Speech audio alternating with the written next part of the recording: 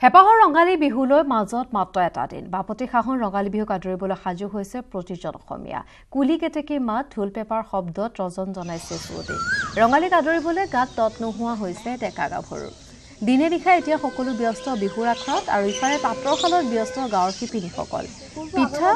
আৰু জলপান বনোৱাৰ বাবে আখনত ব্যস্ত গৃহিণীসকল সমগ্ৰ ৰাজ্যৰ লগতে ৰঙালী বিহুক আদৰিবলৈ সাজু হৈছে কংকিত মহানগৰী গুৱাহাটী মহানগৰী ঠাইত অনুষ্ঠিত বিহুৰ কৰ্মশালা বিহু মেলা মুঠৰ ওপৰত হেপাহৰ ৰঙালীক আদৰিবলৈ এতিয়া সাজু হৈছে সমগ্ৰ ৰাজ্য ৰাজ্যৰ বিভিন্ন প্ৰান্তৰ বিহুৰ প্ৰস্তুতি সন্দৰ্ভত আমাৰ দৰ্শকক জনাই আছো কিদৰে বিভিন্ন প্ৰান্তত বিহুৰ কৰ্মশালা আয়োজন কৰা হৈছে য'ত বিভিন্ন বয়সৰ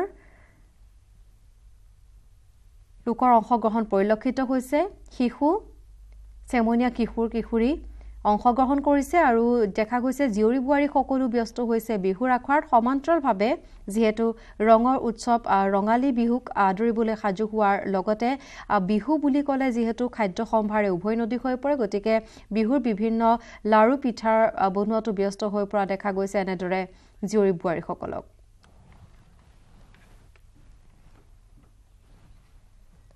আৰু বিভিন্ন প্ৰান্তৰ বিহুৰ বতৰ আমি দি আছো আমাৰ দৰ্শকক পোনপটীয়াভাৱে আৰু এই মুহূৰ্তত ডিব্ৰুগড়ৰ পৰা দিব বিচাৰিছো বিহুৰ বতৰা টমাছ বুঢ়াগোহাঁই আমাৰ সৈতে সাজু হৈ আছে পোনপটীয়া সম্প্ৰচাৰ টমাছ ডিব্ৰুগড় কোন ঠাইত আপুনি উপস্থিত আছে আৰু বিহুৰ প্ৰস্তুতিৰ কি দৃশ্য আমাৰ দৰ্শকক দেখুৱাব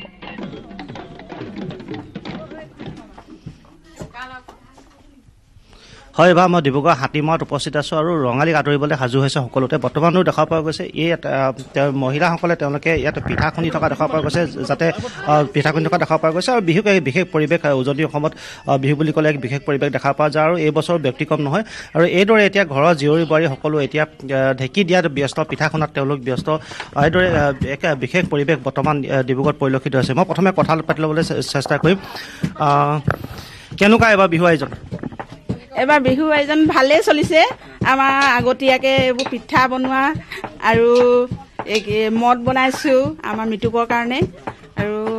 এই ঘিলা পিঠা এইখিনি এতিয়া তিল পিঠা বনাম আৰু আধা ঘিলা পিঠা বনাম হয় এইদৰে এতিয়া পিঠা খুন্দাত ব্যস্ত হৈ আছে মহিলাসকল তেওঁলোকে পিঠা খুন্দাত ব্যস্ত তাৰ মাজতে বিহুৰ এক বিশেষ পৰিৱেশ আমি যদি প্ৰথমে বিহু মাজলৈ গৈ ল'ব পাৰোঁ ভাল লাগিব এফাকি মাজত মাত্ৰ এৰাই দিন আছে এফাকি যদি বিহু হয় খুব ভাল লাগিব আৰম্ভ কৰি দিয়ক জানো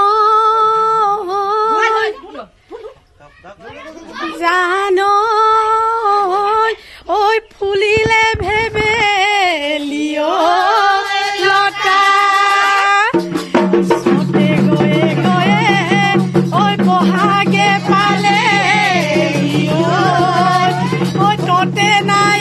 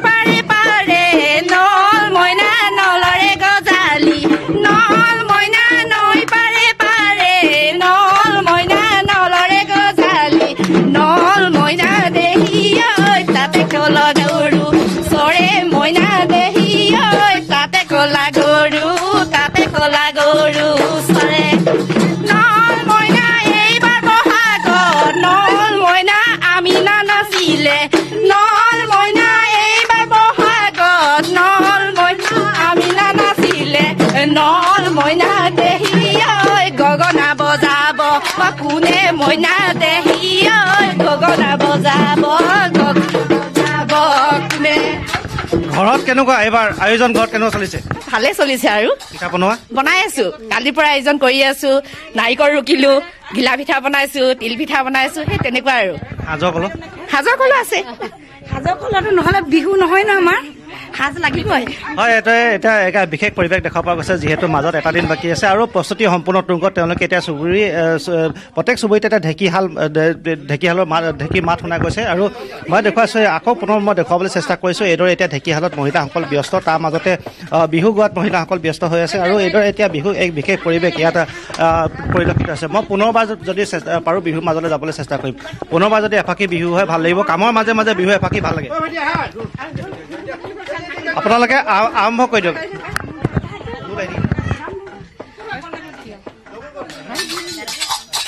ঐ সতে গয়ে গয়ে বহাগে পালে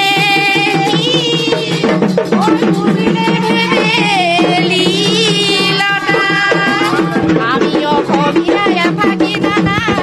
আছিলে ঐ গাতে না জৰণি গা কুমলীয়া কঠীয়া তুলিম নো কেনে কৰি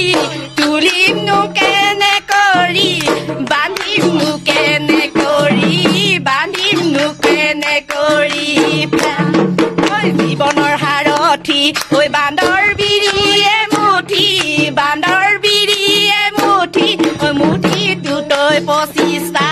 মুঠি দুটৈ পঁচিছটা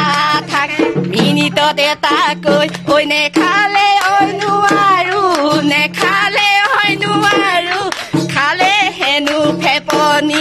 খালে হেনো ফেপনি ধৰে মোৰ বহাগ বিহুতে মন বন্দী কৰে কলাকৈ পুলিয়ে দেহা লতি ঘটি কৰে এনেহেন বিহুটি দেহা যাবলৈ লাগিলে দেহা আমাৰো নাথাকে কুলিয়ে বেলি বহাগত আকৌ আহিলি কুলিয়ে বেলি বহাগত আকৌ আহিলি বনৰ পক্ষীয়া জলি কেনেকত জানিলি অতীত কথাবোৰ তুলিৰ মনত পৰে যেতিয়া চকুলো বাগৰে জোনা কাটি কেলে পোহৰ বিলালি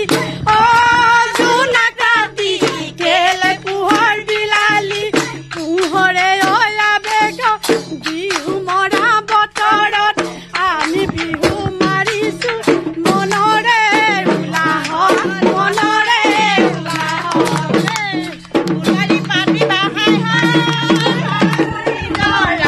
জেৰুৱা ঐ ভেটিবা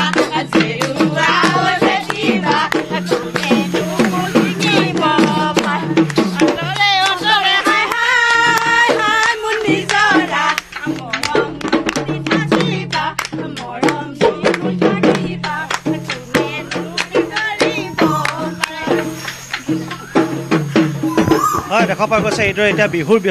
ব্যস্ততাৰ মাজতে তেওঁলোকে আনন্দ ফূৰ্তি কৰিছে বিহু নাম গাইছে আৰু এইদৰে এতিয়া চুবুৰীয়ে ঘৰে গাঁৱে ব্যস্ততা দেখা পোৱা গৈছিলে কেমেৰা পাৰ্চন দিনেশে দেখুৱাইছে এই দৃশ্য আৰু মই দেখুৱাইছোঁ এই বিশেষ দৃশ্য আৰু যিহেতু এটা দিন বাকী আছে গতিকে এতিয়া সীমাহীন ব্যস্ততা বিশেষকৈ টমাছ এই মুহূৰ্তত আপোনাক ধন্যবাদ জনাইছোঁ আৰু এয়া ডিব্ৰুগড়ত বিহু প্ৰস্তুতি আমি দেখুৱালোঁ কিদৰে সকলো ব্যস্ত হৈ পৰিছে হেঁপাহৰ ৰঙালীক আদৰিবৰ বাবে